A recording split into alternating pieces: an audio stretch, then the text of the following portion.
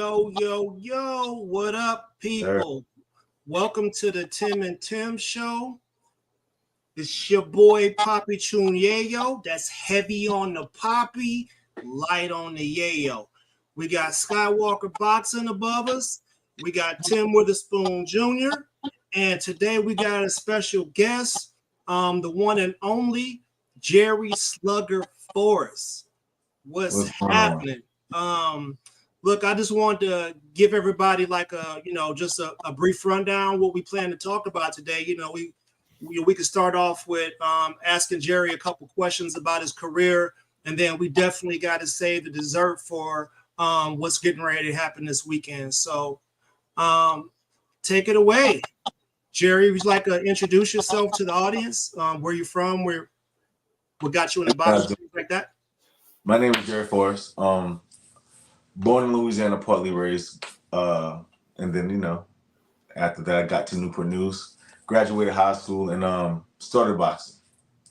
Grew to be national champ. I beat the under 19 world champion. You know what I'm saying? I had a lot of grace as an amateur, even though I started late. Flourished, of course, to the pro rankings. In the pro rankings, I fought for titles. I'm a world rank heavyweight, currently still fighting. Probably fight early next year. I'm considered a real good technical fighter, real good with my jab, real strong and real poised. Just a skilled guy. Outside of doing the boxing, I also like to use my tool, which is boxing, to do better in the community, to do good in the community. So that's kind of why I'm here. That's kind of why we're here. You know what I mean? You definitely want to take a gift and use it as a tool. So my thing is learning how to use boxing to not only spread throughout the city and make it a cool culture, but how can I be effective? How can I save some kids' lives through it? So those are the things and the tasks that I'm trying to navigate through. Yeah, for those that don't know, Jerry is definitely huge in the community. I had the fortune to be able to meet him. I had no idea he was right here in town. I was like, definitely got to link up with him and figure out how we can expand on building and giving back to boxing instead of just taking and talking trash about boxers. Jerry, let's say in your career, who would you say your toughest opponent was? Toughest opponent? That's hard. I don't know. I mean, like I said, Taken was very tough. Taken was a tough fight. Zhang Lee was a good fight. Then you got Jermaine Franklin. So styles make fights.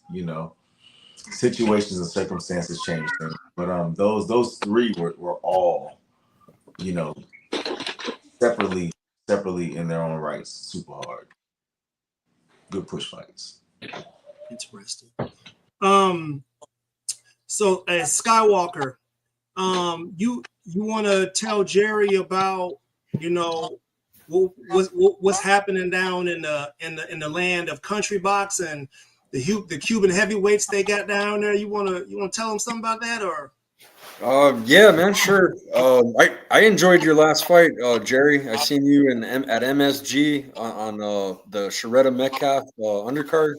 You had a great fight, man, and you've been in some wars. You've never ducked no smoke. I got a lot of respect for you. You go to your box rec, all quality heavyweights, man. This guy's fought all the best.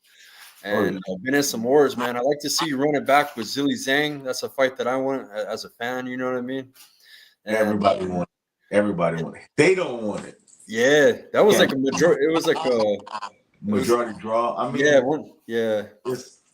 I should have. Of course, everybody knows what should have happened. But they had a lot of money tied up. I messed the bank up on that fight. Him and AJ were gonna fight. We're talking about, crow's nest, China. Like I messed the nice back up. I'm not gonna lie. That's kind of why I'm like blackballed a little bit. I don't.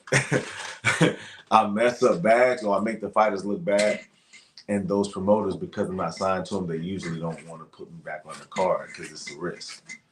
Yeah, right. That's a fighter's dilemma, but I want to kind of take it back a little bit. Can you tell us specifically what the town is that you grew up in? I was born in Lafayette, Louisiana. Okay. I grew up in like Abbeville, Louisiana, which is right outside of Lafayette. And then, Baton Rouge and New Orleans, of course, where I grew up. But like, that's where my family is. So kind of like the 757 in the Belt Loop is basically like New Orleans, Baton Rouge, Lafayette, and then Abbeville. Right. So my grandparents are all from New Orleans and Baton Rouge. They moved to Abbeville. So that's where we'll be at a lot of time. But, a lot of our family were. Because you mentioned that, a big part of your mission and what you do is to give back to the community. So I want to know what part of your community stands out to you as something that needs help, and why are you the person to be able to fix that problem? Well, in our community, it's gun violence, really. It's gun violence, it's accessibility to gun violence. And it's also, we're in a good quality community, right? So as parents, what happens is we give our kids money and access because they can see on Facebook, Instagram, YouTube, because they can watch on all of those different facets of networks and get that kind of access and then go out and buy a gun, go out and buy the drugs. That's what I'm trying to kind of veer these kids from. You know what I'm saying? Let's transfer the energy that you guys are putting into some of this negative stuff and see if we can veer it into positivity. Like I hang out with guys that got criminal records, this, that, and the third, but I've never been to jail. You know what I'm saying? I've never been locked up. So that's what I'm trying to kind of swerve these kids around. I tell the kids all the time, man, like I have a gift, which is fighting. So when I was getting in trouble in high school, all of that stuff, I veered away from that and I choose to use my gift for good. So that's more so what I'm really kind of like preaching to these kids is let's find an alternative route. This can help you with bullying. I'm talking about mental health, you know what I'm saying? You got stress. So it's so many facets that it can help you with that anything you got, if you really hone us down on life as a fight and just focus on the boxing part of it, every day, every minute of your life, you're gonna involve boxing. And when you do that, it gives you that discipline, that self-awareness. Like I've been going to bed at 8 o'clock for like like 10 years probably. Even when I had the rotator cuff injuries, I was still going to bed. Like it's a habit, you know what I mean? So just giving the kids that stability to have something reliable to depend on for the rest of their life, no matter what, as long as their contingency is to just keep going with it. I think that's what changes a lot of kids. We can put a lot of young millionaires out here in the neighborhoods. Nice. Now, the rest of the world might not understand, how influential boxing is in your part of the world where you grew up. Can you explain to us, is there a lot of boxing gyms for the community, or is it a place where you might have to go and travel far and find a place? So gyms are coming along. So I mean, I train in like Ashburn, Virginia, Philadelphia, and Maryland. I've never had a camp in Virginia, for instance, not an actual camp. You know what I mean? A lot of the fighters from this area we have to leave, go out and outsource. We do have coaches here. We do have a couple gyms. We just need more and we need better quality. So that starts with giving good products, giving good gyms. So my biggest thing is, of course, obviously throwing fights, getting these kids active, getting these kids fights. Like, and it's cool to get them belts and all of that, but it's like the Olympics are coming in 2028. We have a small time frame to possibly find somebody in this area that can possibly either go on and compete or either get up in a national ranking to where when they turn pro, they can have some spotlight. So in order to do that, we have to start producing fights and fighters. So that's why I'm on the quest to start having amateur fights, start getting these kids more involved so that they can be more ready and prone so that they can have a fair shot in the Olympics. It's not a poor area, but it's an area where we don't have a sports team. So I have to bring light to boxing because we don't have a basketball, football team to where there's sports guys around here. So I'm trying to get the boxing culture. Before I hand it back to my co-host, I want to just take that question and dive into you personally and ask, how did you find boxing in that kind of environment, in that situation? Well, so me being from Louisiana, so me being from there, when I came here originally, it was a different setting, right? So I'm used to like playing basketball, and in Louisiana, we're gonna fight. We're gonna argue and then we're gonna fight it out, and then that's gonna be the end of it. So when I came here, it's kind of like I might score on you, you might score on me, and it's like, yo, you suck or whatever. And it's like I don't really play those games. It's kind of like you can't beat me though. Like, and you know what I mean. And that's so I got into a lot of fights, not being a bully, but it's like if we're gonna talk, I'm not really a talker. Like I'm gonna just cut to the chase. You get what I'm saying? So by me being that kind of person when I was younger, I got into a lot of fights. I never looked for them. Never look for a fight. My mother taught me never look for a fight. Never go out bullying. Never go out projecting you the baddest thing, but defend yourself. So I would just be on the defense a lot, and that kind of led me to fighting. My dad asked me what I wanted to do. I told him I didn't want to go to college. Like, instead of paying $100,000, I can make $100,000. So that was kind of like my philosophy. And my parents kind of, you know, they pushed me forward. My wife pushed me. I was young at the time. I had a kid at 17, so like 18. So you know, my wife, my kids, my mom and dad, you know, they all pushed me to go ahead and just take it full fledged. Man, we got a lot in common. I gotta dive a little bit deeper into this Southern Connection thing. So me personally, I was born in Arkansas and I was raised in Michigan. So, but my family also originates from Louisiana. I could tell you it's a Johnson plantation. I could tell you the history about some of those things. But did you ever encounter troubles with people? Because right now I definitely don't sound like I did when I first got to Michigan, because I was ain't y'all fixing and all that other stuff.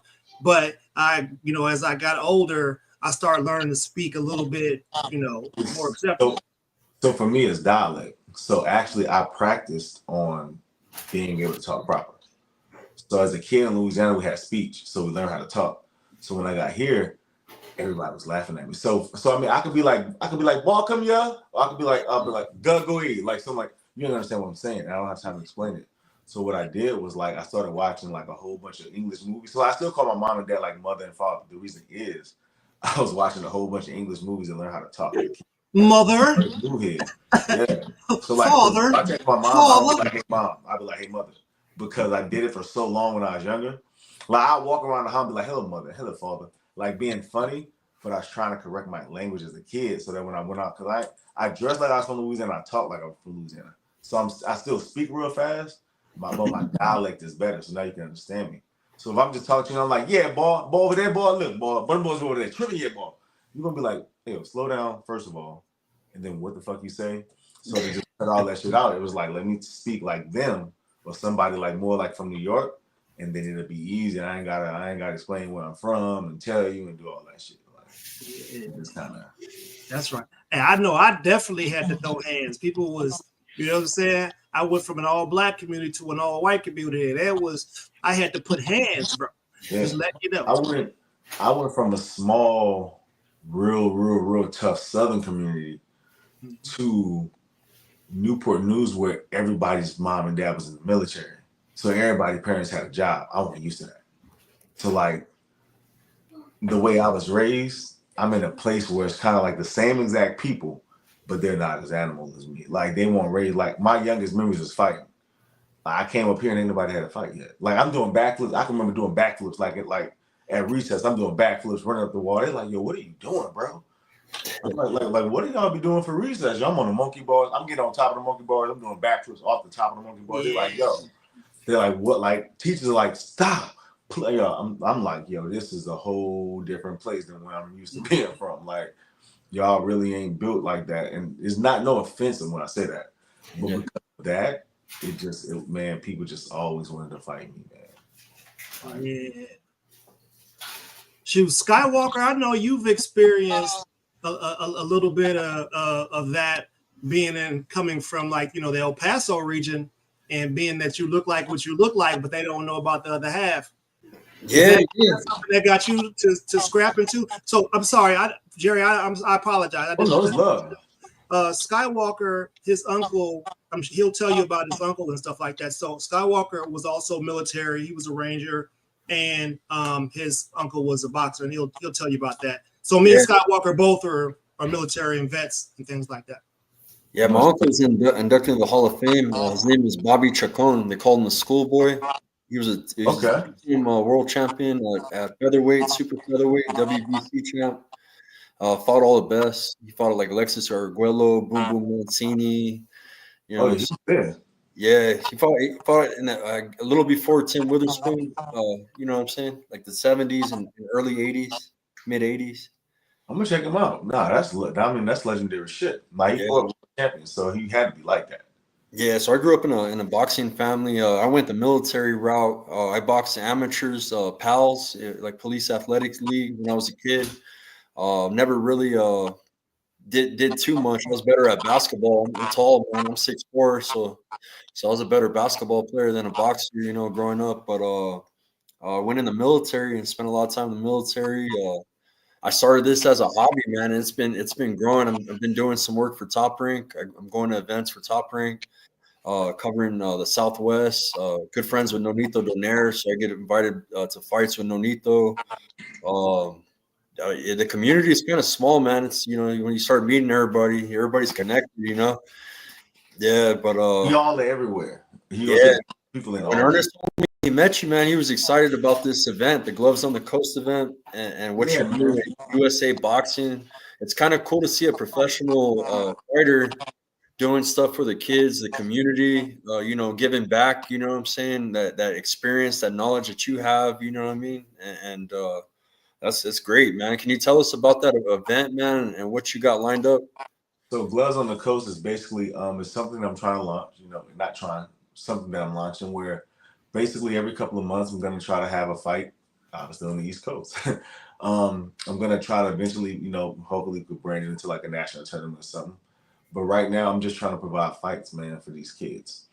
We don't have a whole lot of fights in this area, and we have crazy talent. Of course, Michael Vick just getting the deal to like Norfolk State. You know what I'm saying? Yeah. Keisha, like, I mean, I can go on and on and on about just athletes that we got from the area, but we don't have a sports team. So my goal is to basically make Gloves on the Coast. I guess you could say a culture thing for Virginia, to where people start coming out. You know, people that are boxing fans and that are not boxing fans come out, come check these kids out. These kids are gonna one day be pros. When they turn pro, we can keep these kids in the same exact area and city until they're so big that they can't, of course, fight here anymore. You know what I'm saying? They got to be in Vegas or they have to fight in New York. So that's my goal, is to be here so that kids can see a pro from the area that's still actively fighting, touch him, talk to him, have a fight, and carry on and inspire. You know, so that's the goal of me, man, to just kind of spread, man, be a good seed and start planting a lot of this stuff to these kids out here. Getting them ready, man. Getting them ready for the future. Hopefully the Olympics. Yeah, we gotta. So, for those that don't know, Virginia, we never were allowed to have casinos in Virginia, and you know that's something that's been recently that's been approved, and we had one built in Portsmouth. Now they're going to put a huge casino up on the waterfront in Norfolk. So that would be an opportunity for us to, you know, stage. We could be the new Atlantic City of the Mid Atlantic. And we are. I'll tell everybody, man. Listen, you know, we're in New York when New York was first developing. We don't even have skyscrapers. Like we're just getting 4 lanes. You know what I'm saying? Like on our tunnels. So Virginia was made to be a small population place of just military. That's why everywhere is 2 lanes. But now people are staying rather than they've always came here in the military and then went back home. Now military people are staying for the first time in like the last 20 years. Well, Population, we're getting there. I'll tell you from somebody from Philadelphia, Virginia is known for a lot of musicians and a lot of music. Oh yeah, we have that comes out of Virginia, you know. So there is a lot of talent down there. But like you said, you know, a lot of it comes down to having teachers, man. You know, if you go anywhere, and you know, if you guys have to learn math and you don't have anybody that can teach you, you're not going to learn it. Simple exactly. as that. So I mean, what do you have plans on fixing that problem? Oh yeah, well the legendary trickle down effect. You got to have classes and clinics. Like so I don't actually have my boxing gym right now, right? So I'm getting some stuff with the city and all of that stuff. But what I'm saying is like there's no, so I want to say each gym is supposed to like say a fighter in the LBC, for instance. If they're not doing it, I feel like people that keep on wanting to say that they want to make a difference, they should start. You get what I'm saying? So like this is kind of my community give back. This is my way to give back to the boxing community and the kids. You Right. know, and what better way to give them a couple belts, have them come out, not charge their family crazy prices, and still get them, you know what I'm saying, hopefully 5 to 10 fights in a year. You know what I mean? Like that's 20 fights in 2 years. Hey, listen to me, man. By the time the Olympics come with the pro fights, I mean with the national fights, some of these kids may be set to go on to bigger things. Is your coach coaching some of these kids? Yeah, so my coaches, like, well, I have multiple coaches, but my head coach, like Anthony Chase, he actually coached like Clarissa Shields in the Olympics. So he's gonna be one of the USA boxing coaches that hopefully will join me once he gets here. A guy named Thomas Kearney Spirit, like he's one of the top referees. He just officiated at some of the nationals. The guy that you guys met earlier, I mean Q, he's a registered boxing coach up at Vintage up in Richmond. So what I'm trying to do is I'm basically trying to get all the coaches meant to take these classes, take these courses, learn USA boxing. My biggest thing is coaches all want to coach from their perspective, and that's fine. You can't teach anything beyond your own understanding. But what you can't do, I feel, is you can't coach kids to your opinion of how boxing should be. You should coach them in USA boxing standard and let that child or that kid figure out his style, figure out what he likes and doesn't like. You're trying to tell the kid, stay here and do this, and you're teaching every kid that same, you're teaching the kid how to box like you. And not being funny, most of these dudes, they never made it. And then on top of that, you probably ain't doing it right. So you got to listen to the kids. Every coach has to learn the fighters. Like the coach should be learning the most in the gym all day long because the coach has 50 fighters to learn. That fighter only got to learn the terms of that coach. So each coach should be learning all day, every day, the tendencies of his fighters, what they like, what they don't like. You got to start knowing and sensing that thing. So that comes with more coaching, more fights, more gym time. Hey, Tim, you know how I'm always talking about having a boxing academy where we could actually feed the people, you know, the business aspect and all that stuff. You know, I'm always talking about that. I Sure. just found out yesterday from Jerry that he already has something going. He already has something going like that. Oh, You Yeah, that's what. would you want to elaborate on that? Yeah, so me and my friends, we opened something in the community called Gladiator School. It closed down now, but we're opening with the city now. But like, so it's kind of switched over, I guess you could say. But it's basically, you know what I'm saying? It's just trying to educate kids on everything. So like with the city of Newport News right now, so once we dive into say history with kids, we may not teach them world history, for instance. We may teach them about race and culture through history of boxing. Jack Johnson was champ in 1910. Racism ain't existing. you get what I'm saying? So it's so many aspects where you can show them the separation of color, where it doesn't matter if you're black or white. At certain stakes in life is money. So we're talking about economics. We're talking about learning, teaching them how to save. I mean, one of the most important things I teach my kids is sometimes you have to make yourself indispensable. And when you become indispensable, that means that people need you. And when you get passes, you get some structures in life that some people can't get. So that's what I'm trying to teach these kids, man. Like there's so many things and avenues and ways you can move around from city to city, coast to coast, doing the right thing and just getting it done. And of course we can make money doing this too. Yeah, buddy. Listen, Awesome, man. we are putting our stamp on history right now as we speak. Listen, this is being recorded live. This should be an example for other communities to be able to follow. You get what I'm saying? Like when you're able to make it to the top and you decide that what's most important is preserving the future and making things better, you get some results. Yeah. And not only is our community doing this thing, we just my man for the Youth Empowerment Center.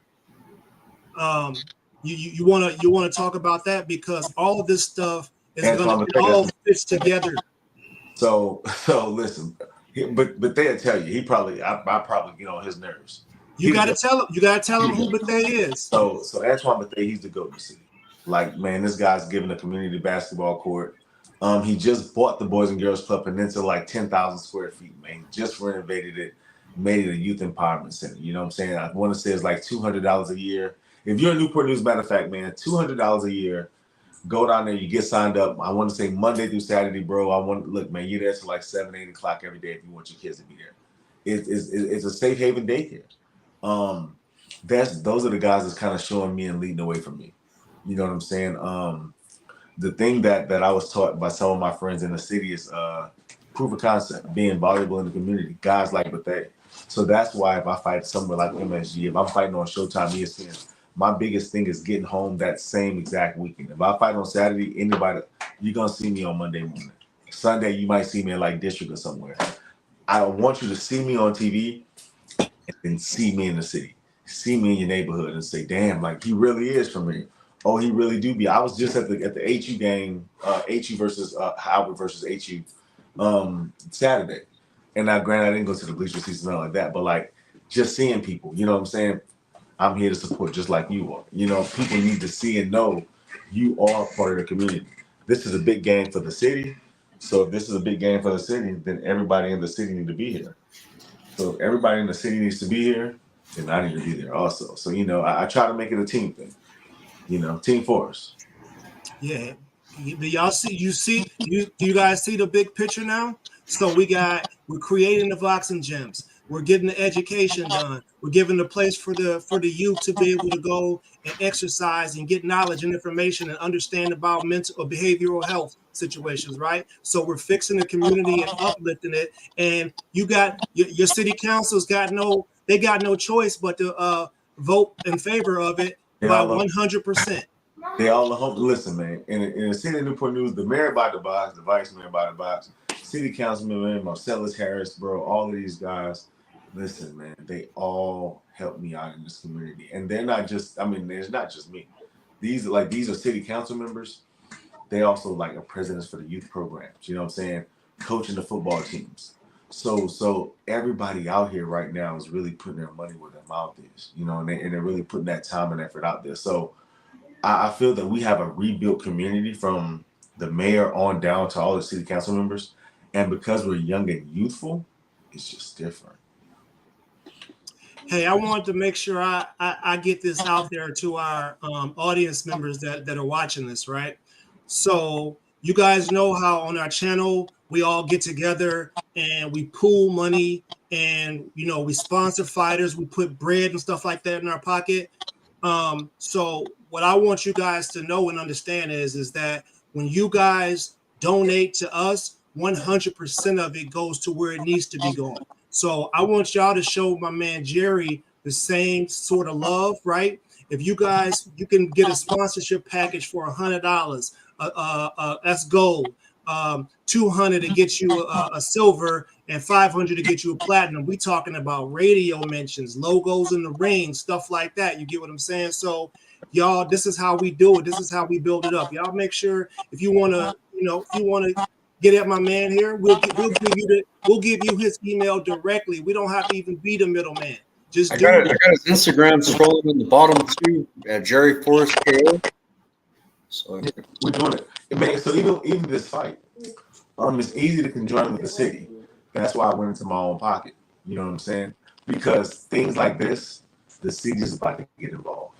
I'm gonna have, but again, you gotta show them that you gotta put your money where your mouth is. It sounds good to say, yeah, I'm gonna do this, and I'm not. It only costs a couple $1,000. I'm not saying that, but what I'm saying is, you gotta lead and you gotta follow, and you gotta know when to do both. So if I'm trying to really initiate something in the city with some gun violence and mental health, then rather than saying, hey, look, guys, let's all get together, I'm gonna lead first. So I'm gonna put a fight on and let everybody join in. That's why I told you, you know what I'm saying, Jay, like y'all pull up. You know what I'm saying? It's a team thing. I want people to see what it is. So by the next fight, man, we can have the whole entire community just rocking and knowing, look, we're really doing it. You know what I'm saying? He really putting all this money back into the community. He really putting 5, 6 fights on, you know what I'm saying? The belts are going to get bigger. The entertainment's going to get bigger. So, I mean, the more we make, we're going to build it up more for these kids. My goal is to have a coliseum or something and there's amateur kids walking out. Just like a pro show. But these kids are well known, you know, and by the time they turn pro, you know the deal. Yeah, we know we do work with other boxing promoters, man. Like Country Box, we're good friends with the owner of Country Box, Marv Nation Promotions. We know other promoters, man. They're always looking for fighters. You know what I'm saying? They're looking for people. Let's network team. So I'm definitely gonna pass your information too, man. Sounds like you got you keep these kids busy. So Man, Yeah, I was just at Freddie Roach gym. I'm about to start doing when I start putting the fights on Freddie Roach, a couple guys. So that's what I'm doing. I'm networking. If you can't get fights, you need fights. Listen, every man, it's a small world, like we said. So everybody got to work in that work, man. yeah, and you guys are going to be seeing some. You're going to be seeing our channel ramp up the interviews. For example, there's like I think there's 26 fights on this card that's happening this weekend on January 4th, and we're going to be interviewing some of the national champions. We're going to be interviewing some of the boxing council members. You know what I'm saying? We're going to be definitely trying to ramp it up and attach in with what's going on. We got to get these kids to be known. We got to teach them this stuff and teach them to do it the right way so we can. USA boxing goes through the United States. Ain't nobody else putting their flags here. Ain't nobody coming. All them straps is coming back. We're finna build it up. You get me? So yeah, that part. Just doing my part. That's all. Just doing my part. Part of the initiative, and I think that are on the lines of what you were doing, has to do with mentorship. It has to do with surrounding yourself with people that are like-minded and people that already have been there so they can help you get there. For some of these young guys and these young fighters that haven't found that yet or haven't even known that they have to do, can you explain to them that your kind of support group and how you got the mindset that you got today from the people around you? So when I started back, I was at the Moulton Community House downtown Newport News, 21st and Jefferson.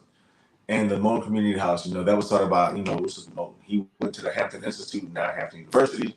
I mean, this place is named, after him at HU. But what I'm saying is he started something called the Moulton Community House. And by me being from Louisiana, I understand the village mindset. So when I walked into the gym, we didn't have a ring, we didn't have punching bags, we had nothing. You know what I'm saying? He's telling me the ring's on the floor, see some kids boxing basically just in the open theater. And he just kind of took to me. He's like, yo, like you can box, like you gonna be a champ. So they start telling everybody, like, you gonna be a champ, you know what I'm saying? Like you gonna be there. So I'm like, okay, let's give it a run. Let's see how it is. So we went from having boxing in the mind, you know what I'm saying, making that ring on the ground to basically taking it serious. Me and him going on national trip, being flown out to having, man, we eventually had 2 rings. I don't know how many boxing bags, man, 30, 40 pairs of gloves. You know what I'm saying? So like, I learned that you can build a program from nothing into something immaculate and make everybody in your city and your area believe because of just a couple of people. So now with what I have in advance, I know that I can bring an even more dynamic feature to the city than my coach could when he was younger. And when I started boxing, because they had no ways, I've created a nice avenue for myself and others. So now that the avenue is created, now it's just time to build and build correctly, and efficiently. And that's the goal. Yo, hey, do y'all see now why I was trying to connect him with Raheem? Right. So Jerry, I didn't get to get with you about it too much about it. When we get some more time, our dude Raheem, call him Pro Say. He has his own boxing gloves. He has mitts. And he has a mobile gym, bro. Like it's in the back of a box truck that has the gear in there where you can actually get work. You feel me? In the back of a box truck. So we got to link up and just make this thing as good as we can get it, because we're spearheading something right now and we're getting involved and we're going to make a difference out here, and we ain't just talking about it, we doing it.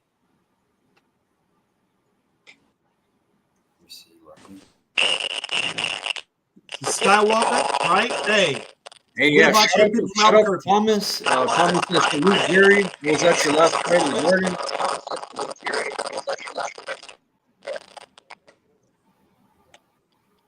Yeah, then Adam Hurley said pulling a draw with Zhang was impressive, Jerry. Shout out to Adam. We got a lot of people in the chat, man. Thank you guys for coming in. Yeah, that was Is a it good. I me? mean, it was a good fight. Jerry, I think your microphone might be going. It's your Bluetooth. Can you hear me? Mic check. Yeah, it's your mic. Hello. Yeah. Yeah, Oh, that's better. Hello. way better. Is Yep, that Yeah, I better? think so. Okay. Yeah, yeah, much Sorry. better. My apologies. yeah, you're way better now. And Thomas, he says I salute should to have had you, it in Jerry. since the Yeah, beginning. My apologies. it's all good, brother. Yeah, we seen you in the garden in October, man. You killed it. I had another question from the Irishman, Chris. He's in the chat. He asked who you're eyeing next as far as an opponent. Anybody. It don't matter to me. I mean, Brickell say he the most duck, but I mean, realistically, like for real. I've been in camp. Anybody you could think, bro. Listen, I've been in camp with everybody. Like Philip Heckovics, I've been in camp with the Wild. Like I've been in camp with everybody. Nobody want to fight me for real. Like, and I'm not saying that in the cocky sense. I'm saying that in a bad way. Like, I mean, trust me. I wish I didn't have these problems. I wish everybody wanted to fight me. But for me, man, it's just kind of it ain't really who I want to fight, man. It's whoever want to fight me. If it's good smoke, if it's reasonable smoke. The last fight I was in New York, last minute. You know what I'm saying? New York native, super big dude, and I mean he tried to knock me out for 10 rounds. You know what I'm saying? But it was a good fight. You know, a little comeback fight, nice little A side. So anyone, man, that want the smoke anytime, you know, as long as I'm in shape and ready, anybody can catch it. Yeah. That's right. We're gonna have to turn the I ain't pressure up a picky. little bit because again, like I talk about, we need all them belts back here because this is the mecca of entertainment. Not ain't nobody trying to go out to the middle of Saudi and hear all the sheiks' balls clapping off the side of their legs and them skirts. No, Playboy, we need boxing back here. You feel me? Yeah, well, So so we ain't got no American heavyweights right now making no noise. Hey, Ernest, What read that happened? comment. Read that comment right there. That's your boogeyman right there. That's Ernest they boogie. paying for it, man. I mean, they're paying to keep the belts in Europe. I mean, it's pretty Bacoli. simple. What do you think You about know, Bacoli? Ooh. but I mean, he's cool. I mean, yeah, I mean, I mean, like, I beat Michael Hunter. Michael Hunter beat Broccoli. Right. Listen, the thing about it is this, yo. I'm in the heavyweight division. So again, like, I'm not gonna lie to myself. I've been off for 2 years, right, on injury, pretty much. Everybody around me that see me say, "Yo, you're way smaller than what you were 2 years ago," because I ain't had nothing to do for 2 years but work out. You get what I'm saying? Like that's science. Now, if I'm taking some supplements and stuff, of course I'm gonna get bigger, which I'm gonna get bigger in a sec. I'm gonna be taking all natural supplements, of course, all my vegan shit. But I'm just saying. So, like when you see guys, and it doesn't matter who you are, that's fat, or they have a fat body and they've been boxing for 20 years, that means that your workout regimen is lazy. You're just doing more than everybody else. Or either you're really talented and you work out a little bit. So you can beat most of these guys. And that's why I'm different. Because they know when they're fighting me, you fight somebody talented and somebody that actually works, that puts in the work. So that's the difference between me and a lot of these guys. Even when I go to camp, they know I'm for real. Because even if you catch me in camp, you can call me on a week's notice, I ain't out of shape. Straight up. So when guys see it, it's like, oh shit. So if we give them 2 months, it's real trouble. So that's why I say I go to camp. It's never me being shut down and that, you know, and it's all love. Trust me. Both sides is always mutual respect and great work. But I mean, like I said, I'm kind of blackballed from Right. the industry in a sense. I got another question coming in from Don McGuire. Salute, brother. He says, "What would you say pushes you? How do you maintain the focus coming off the injury?" Knowing that, you know what I'm saying, I'll never be bigger than boxing. Boxing is bigger than me. I started a process that I gotta finish. So life's a fight. So what do I look like quitting? I mean, that's kind of what it comes down to.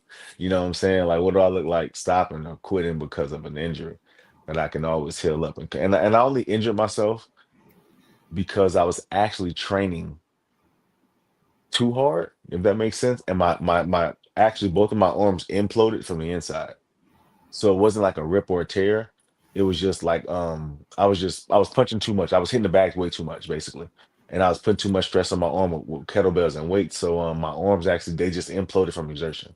Damn. So I had clean tears. So as long as I didn't do anything for like 6 months, they fully healed, no injury, no surgery, no nothing. Oh, It was an perfect. implosion, not a tear. Nice. And then, yeah, there people are saying they want to see you smash a prospect. I'd like to see you smash Richard Torres, or you know what I mean, to give you someone that's hot. You know what I mean. And then usually So with heavyweight division, that happens, man. If you could stop it's one of these hard. top It's prospects, hard. So when I fought Jermaine Franklin, he was the number one heavyweight in the country. You know what I'm saying? High guy. And I beat him, they gave him the win. But you see that because even though they gave him the win, he didn't fight for no like 2 years.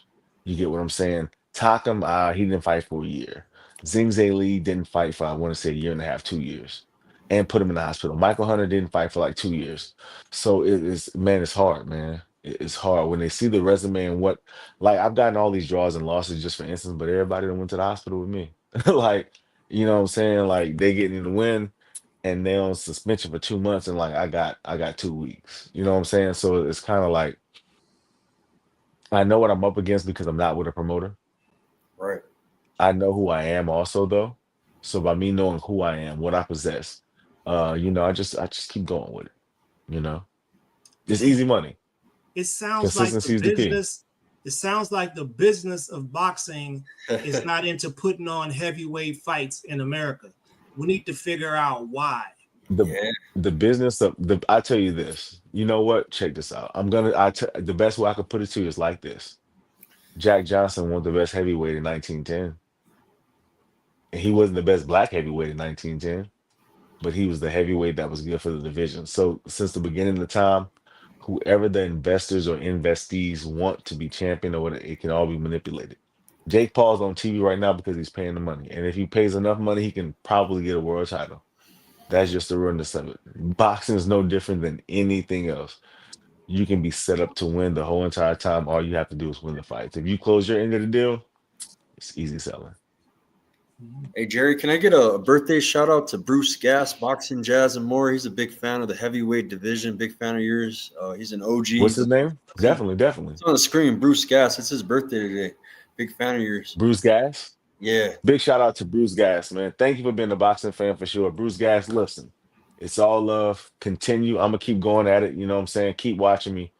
And listen, it's a team. Team Forrest, we all here together, bro, for sure. Much love, Bruce, for sure, certainly. Happy birthday, Bruce. Hey, hold up a Yes, sir, second, Bruce Bruce. Gas. You my You're gonna guy. have to, hey Bruce, you're gonna have to hit the cash app for getting that sound bite right there.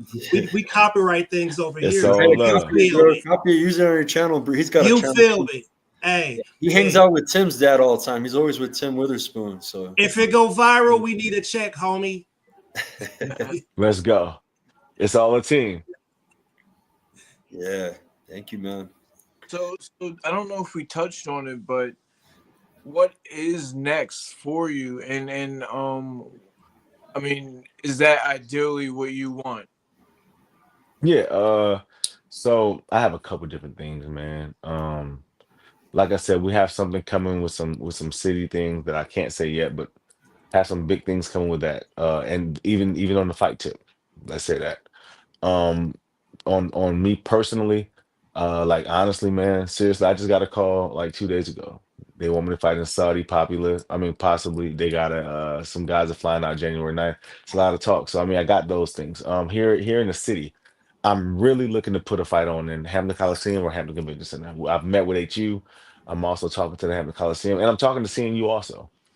I really want to get a series or fights out here. So if possible, I want my next 2 to 3 fights to be at home where I can pack the house, and then after that, take a couple Saudi fights or some real good fights that make sense and make some good money, and put that back into here. The same thing I'm doing with the amateurs, start filtering that into the pros.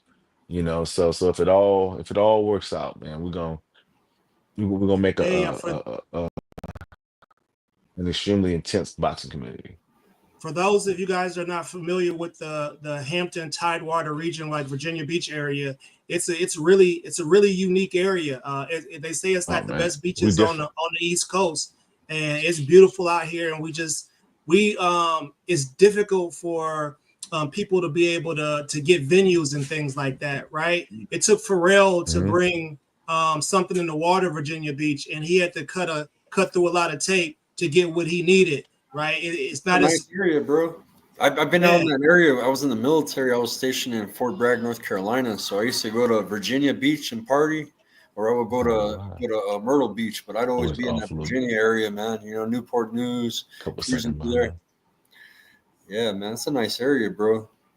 They should do more events like what Keyshawn did, bro. You know, have that Virginia card. You know what I'm saying?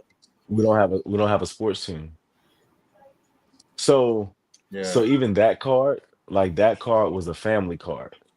Right. Like we're trying to get the fighters, but even that card was basically his brothers. It was a top rank card, basically his brothers, and top rank fighters. But we got him. You know, we got Troy. So just right there, so just saying, just on top rank alone, we got 4 fighters from the state of Virginia. You get what I'm saying? I mean, so that's a lot, man. We just gotta move with it. And hopefully Top Rank comes back and has some more fights. Hopefully some other guys get signed from here. And that's the goal, man. Just think of Top Rank come back, say next year. And just saying, for instance, I put on 5 amateur fights, for instance, and the kids went to a nationals also, and now he's turning pro and he's possibly fighting on that card. Those are the things that I'm trying to help put into place. That's always the big goals, making these kids amateurs, pros, then world champions. Or valuable people in society, because everybody ain't gonna box their whole life. That's right. Before I leave here, I want to tell you that if you are putting that in the air and that energy out there and you can see it happening, then it's going to happen. It's already happened. You just got to take the step to make sure that you get to where you see. I appreciate you sharing your story with me and with my community and everything like that. But it's 10 o'clock. Hey, Tim, tell me about, wait, we got, before you leave, man, tell me about your fight, Tim. Tim's coming out of retirement. There was a big fight announcement last week. One more time, February 4th, I'm going to be in Nashville fighting again. After that, send me the information, man. Thank you. But I send me the info, man. I bring the team for real, seriously. I will, but I want to be like you when I'm done this fight. I'm gonna be possibly running for school board, doing those kind of things. See, there you go. See, we're on the same level. I ain't thinking school board, but mayor, possibly governor one day. Wasn't thinking either, but you know what? You start somewhere. I want to figure out what's going on where and how, and then figure it out from there. But good stuff. I help you wherever I can. Definitely be looking out for your next fight and everything that you're doing. Hopefully we'll be able to do this again and announce one of your events that's coming up. Yes, sir. Definitely. Yeah, definitely. If you heard a bell ring, that was the microwave, and Tim Witherspoon's Jr. warm milk is ready for bedtime, baby. 2 cookies. I'll see you guys. Right. For certain guys. Much love. Thank you guys for the time, man. For real. Thank you so much. Thank you, champ. All right. Yeah, Jerry. So thanks. We want to thank you for coming on the show. You gave us a whole hour tonight, man. We definitely want to get you back. And like I said, I'm gonna make sure our channel's plugged in with the community, and we will interview those fighters. Pass them our way, man. We'll give them an interview. Yeah, man. That's why I say, we're gonna try to blast it, man. With guys like y'all in the community highlighting fighters, that's crazy, man. I got to do my part and try to help that part out too, man. Of course, like I said, anything I need with that, anything you need, listen, whatever I can do to help, man. But you got that list. Whatever else you need, let me know. Absolutely. I just talked to the heavyweight that won nationals. Talking to him about doing an interview. I talked to the young lady that won national. She's number 1 in the country. So, I got you, bro. I'm definitely going to send you a list of numbers. We got some good interviews coming up. Fantastic. Yeah. And thank you, everybody in the chat, man. Adam Hurley said, I'll root for you, Jerry.